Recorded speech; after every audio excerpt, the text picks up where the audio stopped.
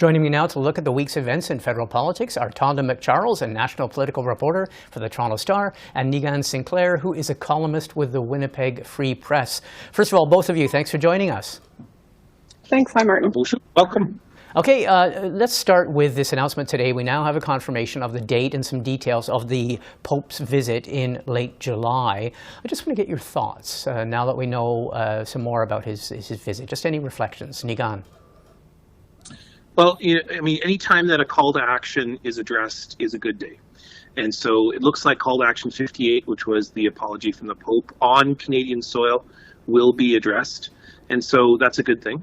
The arrival, and I think the point some, really in Manitoba. I mean, there was a specific visit from the Manitoba Métis Federation just recently.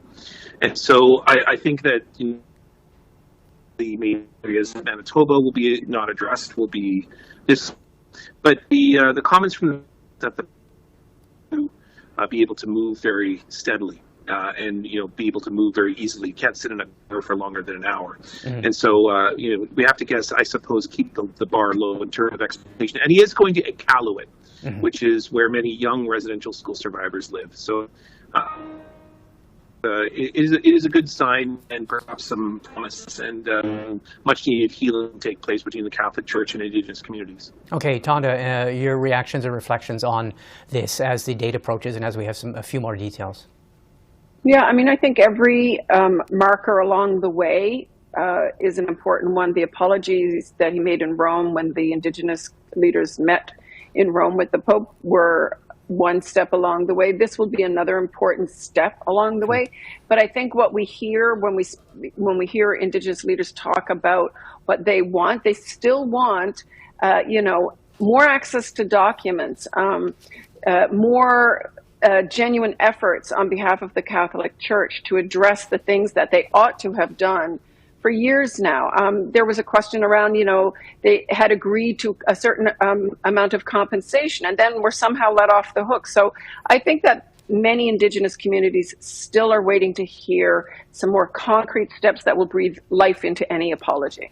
Okay, let's go to another issue which came up, and a lot of us saw this video. It's an issue, the issue of violence and intimidation and bad behavior. It came up because we saw an incident with Jagmeet Singh, the federal NDP leader. He was accosted in a threatening way by, you could probably call it a small mob in Peterborough. He was visiting the provincial NDP candidate during the Ontario election campaign, and in the streets of Peterborough he was confronted by this mob screaming the word traitor at him. This is the issue of threats and potential violence against politicians and public office holders. What are your thoughts on this? How do we counter it? Where is this going? Can anything be done? Tonda. Look, I think it was appalling, obviously. What can be done? Charges should be laid wherever there was a death threat. That is unacceptable, or a threat of any kind on the man. I ran into Jagmeet, funnily enough, later that evening. He was on his way to his martial arts practice. He didn't seem rattled, and I hadn't known about it at the time, but he did seem off. He didn't seem himself, and I hadn't asked him about it. But it's very clear that while he might be able to defend himself against any attacker, that's not the point. That's quite beside the point. The point is it's unacceptable for political leaders, for anyone in public life to be subjected to that. It's utterly ridiculous. And so I think not just should the police act, that's one thing that we can counter. We don't need to go looking for new laws. There are laws on the books when there's that kind of harassing and intimidating behavior. But I think that all political leaders themselves also have to take responsibility for the kind of rhetoric they employ when they discuss the important issues of the day. Okay, Niigaan, your thoughts on this? And I mean, obviously, this is something we're seeing spreading, and it seems to know no ends, and it seems to be just getting worse and worse, or more common. Your thoughts?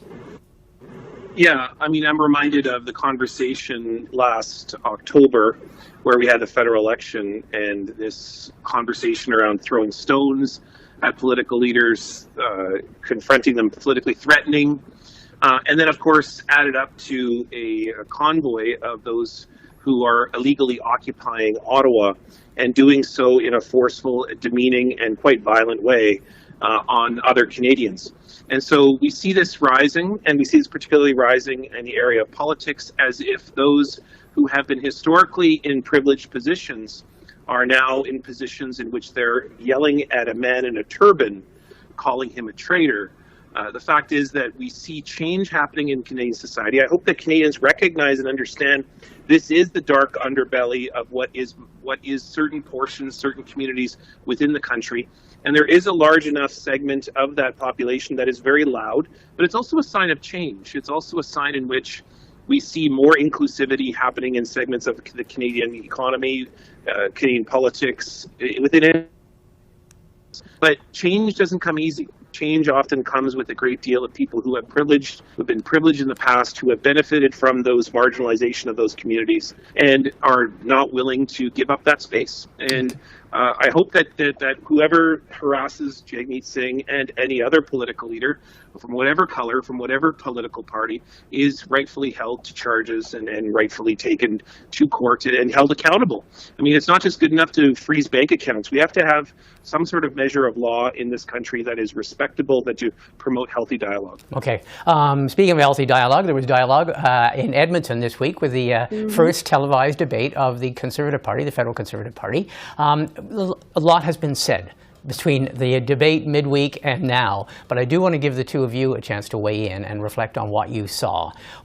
Just basically, whatever is it that sticks out to you 2 days later, Tonda and Niigaan, I will start with you, Tonda. What sticks out? What did you retain from it all?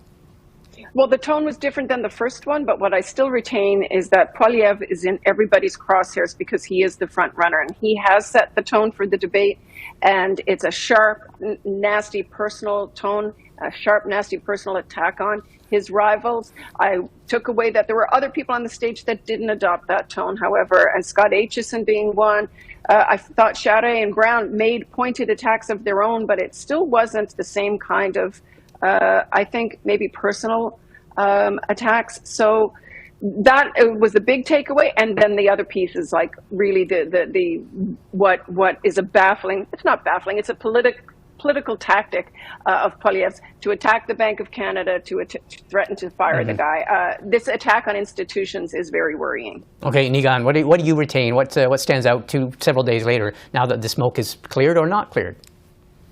It is absolutely crystal clear that in this political debate, this Canadian Conservative, the winner of the Conservative Party will not be able to form government for the mere sake that when the Conservative Party, you have to isolate, marginalize, demean those who have different opinions than you, and that's just simply going to be a tactic that's helpful to win that middle ground every government had in order to form government. And so I hope that those in the Conservative Party are fully aware that this election campaign, federal leadership campaign, is very campaign is setting the tone for the Conservative and will not be able to carry forth. And the Canadians are watching from all different stripes. And so that means that if it can at least at some point turn to some kind of conciliatory tone, it may just be that it won't be able to serve or build else to come and join the ranks. I think that the forces within the Conservative Party are very favorable towards Paul.